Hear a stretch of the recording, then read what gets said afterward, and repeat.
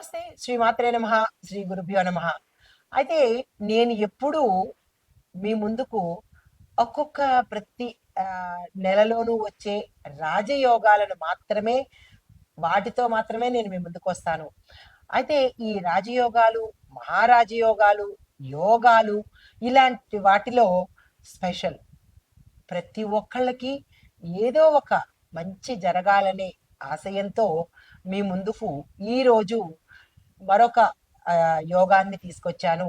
అయితే ఆ యోగం ఏంటంటే శుక్రగ్రహము నక్షత్రంలోకి మారడం వల్ల వచ్చే అరుదైన రాజయోగం అన్నమాట. అంటే మనకి ఈ గ్రహాలు ఒక్కొక్కసారి రాసుల్లో మారుతూ ఉంటాయి. ఒక్కొక్కసారి నక్షత్రాలలో కూడా మార్పులు సంభవిస్తుంటాయి. ఈసారి శుక్రగ్రహము నక్షత్రాలలో మారిందనమాట. ఈ మారడం వల్ల ఎలాంటి చారిత్రాత్మక సంఘటనలు జరుగుతాయి, రాసుల వాళ్ళకి ఎలాంటి మంచి ఫలితాలు వస్తాయి అనే అంశాన్ని మీకు సవివరంగా తెలియజేస్తాను.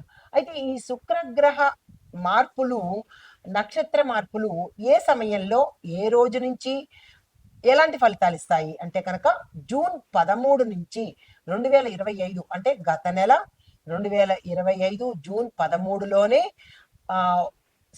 అంటే రాత్రి 9:21 శుక్రగ్రహము భరణి నక్షత్రంలోకి ప్రవేశించేసింది. అయితే ఇది ఎప్పటి వరకు ఉంటుందంటే 6 వారాల సమయం వరకు ఈ సమయము అంటే ఈ రాజయోగము ఉండబోతోంది. ఆ సమయం ఎప్పుడు అంటే జూన్ 26 మళ్ళా మధ్యాహ్నం 12:24 సమయానికి శుక్రుడు కృత్తికా నక్షత్రంలోకి మారాడు. అంటే భరణి నక్షత్రంలో నుంచి కృత్తికలోకి మారాడు. ఇలా ఒకే సమయంలో ఒకే నెలలో 2 నక్షత్రాలు శుక్రగ్రహం మారింది. అయితే వీటి యొక్క ఫలితాలు కొన్ని రాశులు లక్కీ రాశులు. రాజయోగాలే కాదు సుమండి, ఈ రాజయోగాలలో కూడా నక్షత్ర రాజయోగాలను కూడా మీకు నేను అందిస్తున్నాను. అయితే 4-5 రాశులు అయితే మాత్రము చాలా చక్కగా ఉండబోతున్నాయి. మేషరాశి, వృషభ రాశి, మిథున రాశి, ధనస్సు రాశి, సింహము ఈ రాశుల వాళ్ళకి విశేషంగా ఉండబోతోంది. అయితే ఇవి ఎందుకు లక్కీ రాశులు అనేది కూడా మీకు తెలియపరుస్తాను. శుక్రగ్రహము సంపదకు, సౌఖ్యానికి, ఆనందానికి ప్రతీక.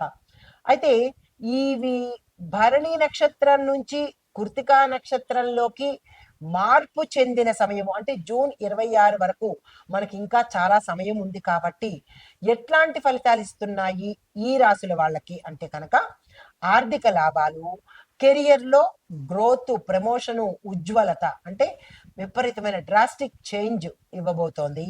తర్వాత వైవాహికంగా అంటే వివాహపరంగా, దాంపత్యంలోనూ గుడ్ రిలేషన్స్ ఉండబోతున్నాయి. దీంతో పాటు ప్రజాదరణ, సోషల్ మాధ్యమాలలో ఎవరైతే ఉన్నారో వారికి విశేషమైన స్థాయి లభించబోతోంది. అయితే ఏ నెలలో ఎంతెంత కాలం ఉంటుంది అనేది కూడా మీకు తెలియపరుస్తా. మీకు ఒక కన్ఫ్యూజన్ రావచ్చు. ఏ నెలలో మేము చూసుకోవాలి, ఎంతెంత సమయం ఉండబోతోంది అనే సందేహం లేకుండా అది కూడా మీకు ఇక్కడ ఇచ్చేస్తాను.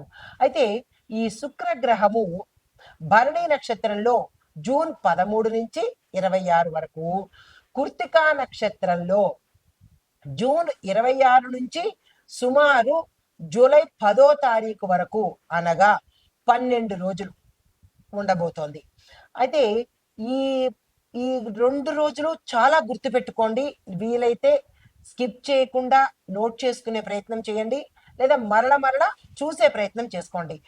శుక్రుడు స్వరాశిలోనే అంటే వృషభ రాశిలోనే జూన్ 29 నుంచి జూలై 26 వరకు ఉంటాడనమాట. ఇది కూడా మీరు చాలా జాగ్రత్తగా ఏ రాశుల వాళ్ళకి ఏ సమయాల్లో అనేది చెప్పాను కాబట్టి రాసుకుని నేను చెప్పే పరిహారాలు కానీ ఈ యొక్క ఫలితాలు కానీ జాగ్రత్తగా చూసుకునే ప్రయత్నం చేసుకోండి. అయితే మొత్తంగా చూసినట్టయితే జూన్ 13 నుంచి జూలై 26 వరకు సుమారుగా 6 వారాల పాటు ఈ శుక్రుడు సంచారం చేయబోతున్నాడు అనమాట. విశేషమైన ఫలితాలను ఇవ్వబోతున్నాడండి. అయితే రాసులకే కాకుండా దేశకాలమాన న్యాయ ఆర్థిక రాజకీయ రంగాల్లో కూడా మనం చూసుకోవాలి కదా. ఇప్పుడు ఒక్కొక్క పరిధిలోనూ ఎలా ఉండబోతోంది అనేది చెప్తాను. ముందుగా ఆర్థికంగా చూసినట్టయితే ద్రవ్య వేదన అంటే స్టాక్ మార్కెట్లో కావచ్చు పెరుగుదల కనబడుతోంది. టెక్, ఎఫ్ఎంసిజి, ఐటీ రంగాలలో వృద్ధి కూడా కనబడుతోంది. తర్వాత విదేశ పెట్టుబడులు చాలా ఫ్లో ఎక్కువగా ఉండబోతోంది. వృషభ, మిథున, ధనస్సు రాశుల కలిసే ఈ అనుసంధానం అనేది ఏర్పడబోతోంది. తర్వాత పేమెంట్ వ్యవస్థలో సౌకర్యాన్ని తీసుకొస్తున్నారు. ఈ స్కాముల బారిట ప్రజలు పడకుండా ఉండడం కోసము డిజిటల్ సేవలు, ఈ కామర్స్ సేవలు అంటే చాలా మంది మనకి ఈ పేమెంట్లు, జీపేలు, ఫోన్ పేలు ఇలాంటి పేమెంట్లలో స్కామ్స్ ఎదుర్కొంటున్నారు. కాబట్టి ప్రజలు కోసము మన ప్రభుత్వము కొత్త కొత్త టెక్నాలజీని మనకి అందుబాటులోకి తీసుకురాబోతోంది. ఈ కామర్స్ ఒకటి, డిజిటల్ సేవలు ఒకటి అందుబాటులోకి తీసుకొస్తోంది. అయితే ఇంకా రాజకీయ పరిస్థితులు చూసినట్టయితే కనుక రాష్ట్ర ఎన్నికల సమీకరణాలు జరగబోతున్నాయి. ఇప్పటికే జనవరి, మార్చిల్లో గమనించినట్టయితే కనుక మే 14 నుంచి శుక్రయోగం కూడా మనకి కంజెక్టివ్ అవుతోంది. దీనివల్ల కొంత మార్పులు జరిగే అవకాశం కూడా కనబడుతోంది.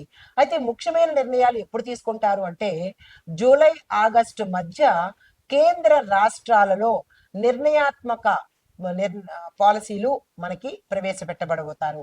అది ప్రజాదరణ పెరుగుతుంది. ప్రజలకు ఇష్టమయ్యేటట్టుగానే ఉండబోతున్నాయి. అయితే న్యాయ వ్యవస్థ ఎలా ఉంటుంది అంటే కనుక పెండింగ్ కేసులు తీర్పుకు వచ్చేటట్టుగాను కొన్ని కీలకమైన ఆధారాలతో నిర్ణయాలు ఇవ్వడం జరుగుతుంది. తర్వాత మెరుగైన పబ్లిక్ సర్వీసెస్ ని మనకి న్యాయ వ్యవస్థ ద్వారా ప్రతి ఒక్క పౌరుడికి అందుబాటులోకి వస్తాయి. తర్వాత రక్షణ విభాగం చూసినట్టయితే ఆర్మీ, పోలీసులు ఆపరేషన్స్ అనేవి కొత్తగా అంటే టెక్నాలజీ పరంగా కావచ్చు, లేదా అంటే కొంచెం పటిష్టంగా ఉండేటట్టుగా చర్యలు తీసుకోబోతున్నారు. సైబర్ సెక్యూరిటీ ఆధునికీకరణ చాలా ఫాస్ట్ గా తీసుకుంటున్నారు. ఎందుకంటే సైబర్ నేరాలు ఎక్కువగా జరుగుతున్నాయి కాబట్టి వాటిని తగ్గించి ప్రజలకు మేలు చెయ్యాలి అనే ధోరణిలో డిజిటల్ కి కొంచెం మార్పు చేర్పులు చేసి ప్రజల్ని సైబర్ నేరాలకు దూరంగా ఉంచే ప్రయత్నం మన ప్రభుత్వం తీసుకోబోతోంది. చాలా చక్కని విషయం ఇది. అయితే రాశి వారీగా దేశవ్యాప్తంగా ఈ యోగం ఎలా ఉండబోతోంది అంటే కనుక ఆర్థిక రంగం చూసినట్టయితే లాభాల వృద్ధి, ఎంఎస్ఎంఈ, ఎస్ఎంఈ విభాగాలలో మనకి ఉత్ప్రేరణ, డెవలప్మెంట్ కనబడుతోంది. రాజకీయ పరంగా చూసుకున్నట్టయితే ఓవరాల్ గా రాజకీయ నాయకులకు జనాల యొక్క డిమాండ్ ఉంటుంది, సార్వత్రిక అవగాహన ఏర్పడుతుంది. ఇక న్యాయ వ్యవస్థ తీసుకున్నట్టయితే కనుక తీర్పు వేగవంతంగాను, ట్రాన్స్పరెన్సీగాను ఉండబోతోంది. రక్షణ రంగం చూసుకున్నట్టయితే సరిహద్దుల్లో భద్రతా ఏర్పాట్లు, సైబర్ డ్రోన్స్ ఏర్పాటు చేయడము, సాంకేతికంగా టెక్నికల్ గా మరింత బలం పుంజుకునేటట్టుగా ఉండబోతోంది. అయితే సామాజిక పరంగా చూసుకున్నట్టయితే కనుక యువతలు మంచి మార్పు రావడము, దీంతో పాటు స్త్రీ సాధికారికత ఎక్కువగా ఉండబోతోంది. అయితే అభివృద్ధి పరంగా చూసుకున్నట్టయితే కనుక ఇన్ఫ్రాస్ట్రక్చర్స్ కానీ, ఐ ప్రాజెక్ట్స్ కానీ, డిజిటల్ ఇండియాలో కానీ, లేదా వైద్య విద్య రంగాలు డెవలప్ అవ్వడం ఎక్కువగా మనం గమనించబోతున్నాము. అయితే వీటి పరంగా చూసుకున్నట్టయితే మరి మేషాది ద్వాదశ రాశుల వారికి ఎలా ఉండబోతోంది అనేది ఇప్పుడు మీకు సవివరంగా తెలియజేస్తాను. అయితే ఈ శుక్రగ్రహము నక్షత్రాలు మారడం వల్ల వచ్చే యోగాలు ఏమిటి అనేది ప్రప్రథంగా నేనే తెలియజేశాను. అయితే వీటి క్రమంలో మేషాది ద్వాదశ రాశుల వారికి ఎలా ఉండబోతోంది అంటే తదుపరి రాశి మిథున రాశి. ఈ రాశి వారి యొక్క గ్రహస్థితి 12వ స్థానంలో శుక్రుడు సంచారం చేస్తున్నాడు. మరి వీటి యొక్క ఫలితము విదేశ ప్రయాణాలు, వ్యయాల మీద అంటే ఖర్చుల మీద నియంత్రణ పెట్టుకోమని చెప్తున్నాడు. కాబట్టి ఈ రెండు తప్పనిసరిగా చేసుకోండి. మీకు చెప్పదగిన మంత్రము ఓం శుక్రదేవాయ నమః. ఈ మంత్రాన్ని 108 సార్లు తప్పనిసరిగా చదువుకోండి. అయితే పరిహారంగా శుక్రవారం రోజు పాలను నివేదన చేస్తూ తెల్లని బట్టలను ధరించి పాల ప్యాకెట్లు కానీ పాలను కానీ పేదవారికి యథాశక్తి దానం చేసుకోండి.